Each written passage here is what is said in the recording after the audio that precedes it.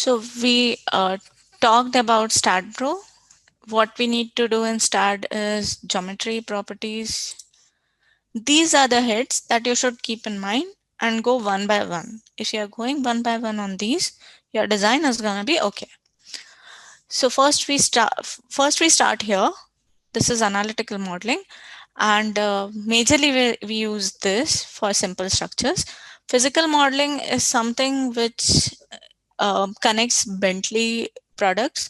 So Start is a Bentley product. Physical modeling basically connects Ecosym with the Start. I haven't used this feature yet, but this is kind of something which a lot of people are trying to dwell into and get some kind of good uh, outputs through it.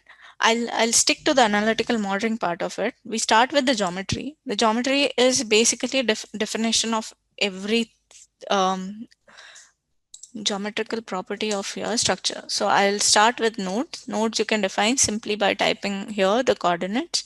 I'm going to do a very simple beam design because I don't have much time here. So this is where you start putting in the node. Say my beam is 2 meter long.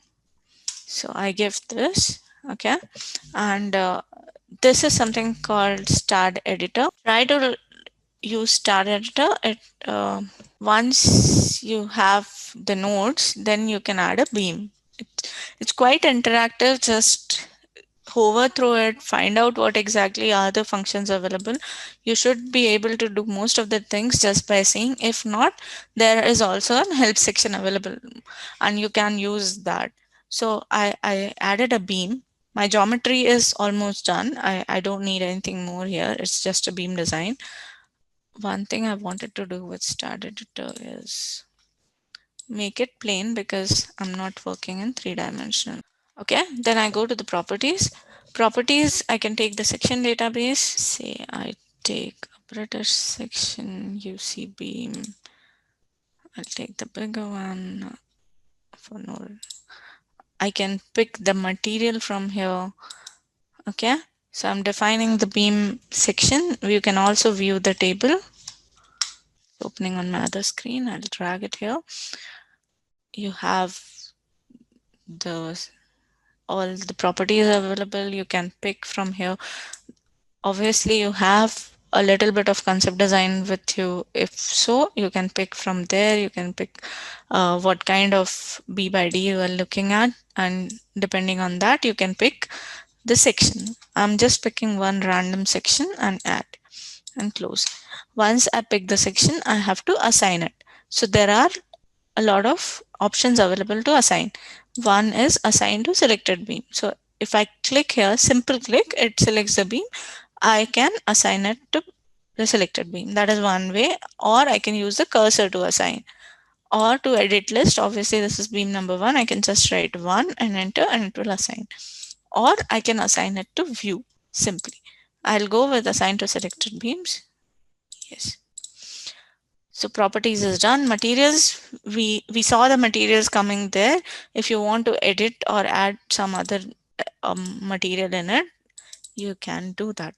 One thing to know is, although Stat does allow for wood, have this wood option here somewhere if I'm not wrong, but you cannot do design of wood using Stat without defining the orthotropic 2D properties, because it doesn't consider wood as isotropic material essentially. Anyways, if you have to create a new, you can just pick anything, put it's a all I want concrete 32 say, or I want anything with steel 41355. Then you can just put whatever values you want to put in and you are ready to go. Once you define the materials, you go to specification. Specification, if you see the beam specification, there are a lot of things that you can define in this. You can release the start or end of a beam. That is the most common operation you'll use. I'm not using it right now. You can offset it. You can make one element inactive. you can release and what else, tension member. If you have something some member which you just want to behave in tension and nothing else, say you have a cable kind of a thing, or you have um, plate kind of thing which you want to behave only in tension, then you use this property. You have truss element. If you are using if you don't want to use, so one way of using a truss is giving releases, other is giving it as a truss, so it understand that it's just a axial force that it can take, and it will not take the moment from the connection. Okay, so I don't want to add anything, I'll just let it be. You can give, okay, this is a little too advanced for now, we'll drop this. So these are the specification. Then you go to the supports. Supports are again very intuitive, very easy to understand. There are only two nodes here. Instead, you can give supports only at nodes. There is no other way of giving support to, you can give it to plate actually, but I don't, yeah. So these are the options available. Majorly, you can give it only at the nodes. So you have fixed support or a pin support or fixed part. So if you have some kind of spring defined, you can just use the KFX and KMX values and define a spring, whatever spring you want to define, you can use it.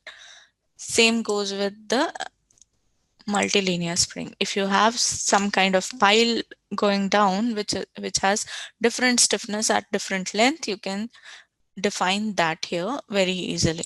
And there is one thing as a foundation load. So if you have a base plate or say a ground beam, something like that, in that situation you can use foundation loading, foundation support, where you have elastic mat and plate mat. Depending on your situation, go to help and read through it. It's quite intuitive, and you should be able to understand that very easily. I'll not go too much into it. I'll pick a pin support simply, and I'll use cursor to assign. I'll assign it both the sides. Okay. Okay, so we did geometry, we did the properties, we did material specification support. In geometry, I will like to show you everything here. So you can move nodes, merge node, renumber it. There is something called circular repeat, where you can make a circular structure out of your existing, say you have this beam and you want to make a circle, you can make it. Another thing is translational repeat, where you can just go on repeating this at particular distances. If I open it, just one spacing, let me give you 3 spacing, 5 meters. I didn't pick again Z direction, but I haven't picked that. Okay, so just created node. There is something utilities you have, node to node distances is very important feature to know, and you can know that I gave 5-meter distance, so it copied it 3 times at distance of 5 meter. I'm simply going to do Control Z to get out of it. Other features that you have in here are add plate, add solid, and physical member layout. This comes again from this physical modeling. And in beam, you can insert a node in between, or you can stretch the beam, you can kind of intersect the beams and all. As the complexity of the structure goes higher, all of these utilities comes quite handy. Then we go to the loading. Loading is again very easy. There are definitions available. You can define your the most used amongst this is a vehicle definition. So you can define what kind of vehicle and all, but I'll not go into it. It might take some more time. I want to. Okay. So load case detail, here you add primary load, say dead load. You just add a dead load. You add load case 2, that will be your live load. Combination load, I'm saying just dead load plus live load. Please give them the factors, say 1.35 and I give live 1.5. It's an ULS combination. I give let number 101. I give I also define it as ULS so that I know what exactly it is, and I add it. That's it. Okay. In dead load, I want to now once you define this load here, in load cases, you go to add, and that's where our window was, and we defined the load cases. In dead load, when I click add, you get a different window. And these are the types of loads that you can apply and start. The self weight, the nodal weight, the member load, and all. For the dead weight, I'm just using self weight with a 5% extra margin. In Y, this is the global Y. Be aware of the global and local accesses while working with any software. You just assign it. The assigning is same as what we had before. So I select the member, I say assign to selected beams and finish it. Okay, and then I go to live load, similarly add. This time I'll go with a member load. I'll say I have say -5 global Y. If you have local, this is local, and if you have perpendicular, this is also available. And you also have D1, D2, D3 kind of things, which you can just pick from here and apply. Okay, and you add and close, and you apply it again to the selected beams. Once you are there, you go to analysis and design, you give analysis command, define command, print, see, perform analysis. Once you see this perform analysis here, you run analysis. There is also one feature that gives you design of this steel, but I'll skip it for now. It runs, there is no problem, there are no warnings. If there are warnings, please look into it. Any warning suggesting instability, do not ignore it. Any warning suggesting some other thing, look out for it, find it and help. If it's something you can ignore, but be very cautious about the warning part. The STAT, even if it's an unstable structure, STAT does the analysis and gives you the results, and you will not know that it's failing. Okay, so you once you finish this, you go to post processing. And here you can see the displacement of the structure, the deflection diagram, the utilization ratio. Obviously, it will not show because we haven't defined any parameters for design. And then you can see it here. We can see the reactions here. For the live load, the reaction is 5 kilonewton and 5 kilonewton.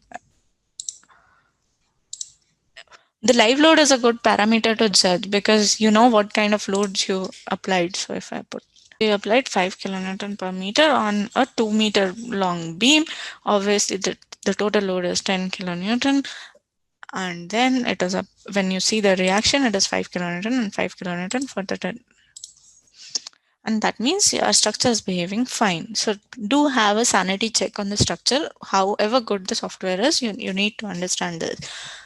And then you can see the combined reactions. If you want, you can just go here, combination there.